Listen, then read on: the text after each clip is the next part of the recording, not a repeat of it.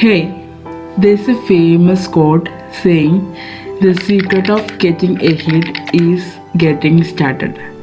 അതായത് നമ്മളുടെ ലൈഫിൽ മുന്നേറുക എന്ന് പറയുന്നതിൻ്റെ രഹസ്യത നമ്മൾ ജസ്റ്റ് സ്റ്റാർട്ട് ചെയ്യുക എന്നുള്ളതാണ്. നമുക്ക് ഒരുപാട് ക്ലാരിറ്റി ഇല്ലായ്മ ഉണ്ടാവും, പേടി ഉണ്ടാവും, എന്ത് ചെയ്യണമെന്ന് നമുക്ക് ഒരു ഐഡിയ ഉണ്ടാവില്ല.